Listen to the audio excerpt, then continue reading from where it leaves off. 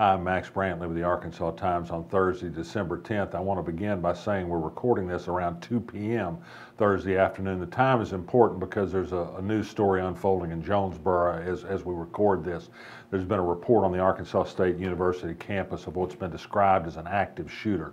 Police appear to have somebody with a shotgun surrounded. There's a report from the Jonesboro police that he also may have propane tanks with him nearby. There's yet been no confirmation that shots actually have been fired, but it's a tense situation. The campus is on lockdown and students are nervous.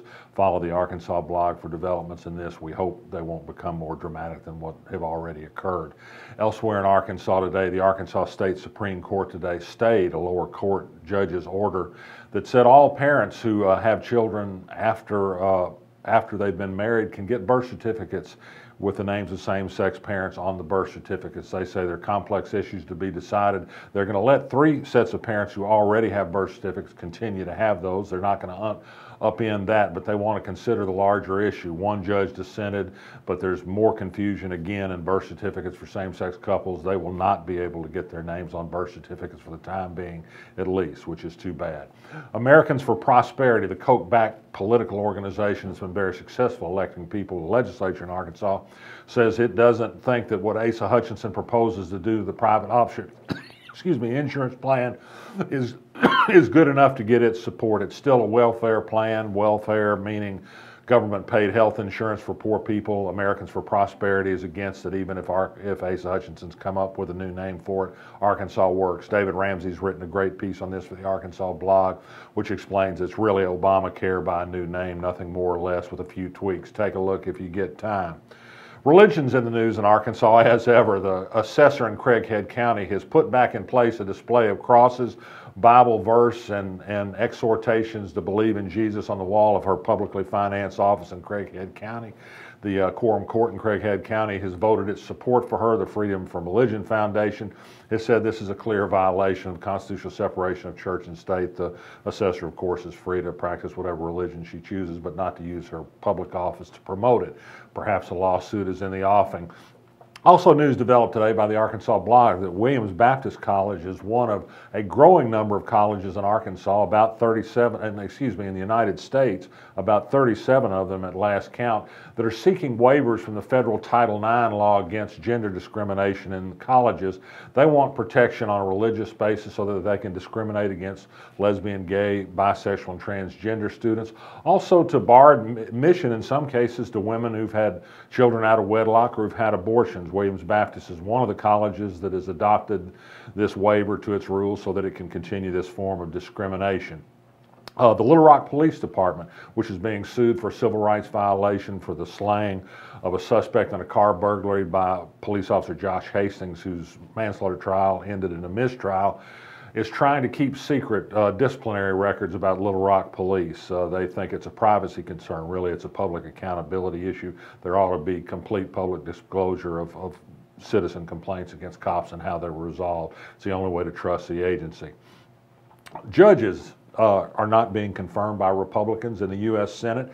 The Democratic leadership is unhappy about it. They've issued several statements criticizing people, particularly U.S. Senator Tom Cotton of Arkansas. The blockades have stopped a number of Latino nominees to the court, including ones that have bipartisan support. Tom Cotton is single-handedly blocking the appointment of a Latino nominee to the Federal Court of Claims. This is a court State Auditor Andrea Lee wants to go to get released to the state of Arkansas millions of dollars worth of unclaimed savings bonds. That court says it can't get its work done because it doesn't have enough judges, and Tom Cotton is to blame. The Tech Park, Little Rock's hope to stir great economic development with new technology companies downtown, says they'll finally get building on their headquarters buildings in March of this year. This will be nearly 5 years after a tax was improved by taxpayers to send their sales tax pennies to this venture. We're about to get something going. Mike Beebe, the former governor, came up with a $200,000 a year job. Tyson Foods has added him to its board of directors. Good work if you can get it again. And finally, on another government front, Nate Coulter, Little Rock lawyer and a former politician we followed for years, has been named the next director of the Central Arkansas Library System to succeed the retiring Bobby Roberts. Big shoes to fill. Roberts has created a huge footprint for the library all over the county, but particularly downtown. And finally, this one small note from the athletic world. An anonymous letter to the athletic department has sparked an investigation of the University of Arkansas's women's volleyball coach, Robert Paliza. He's been accused of abusive behavior and demeaning language and threatening language. And the interesting thing about this is not just the letter, but the fact that 4 people came forward to the student newspaper, 2 current players, 2 former players, to say the allegations against his coach are simply true. He doesn't have much of a record after 7 years at Arkansas, but he was a hire of Jeff Long, and Jeff Long doesn't admit mistakes readily. This sounds like a coach who is well known for a bad temper and perhaps shouldn't be coaching the women's volleyball team, but that'll be a decision for Jeff Long. He put out a news release today talking about what a great job he's done developing players. Some of them don't seem to think so. I'm Max Brantley. I hope that we'll have good news for you on the Arkansas blog about that situation in Jonesboro.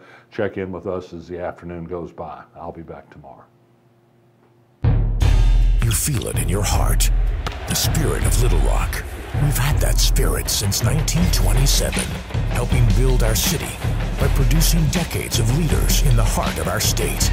We are the heart of business and innovation, the heart of politics and government, the heart of arts and culture, and in our city beats the heart of a Trojan.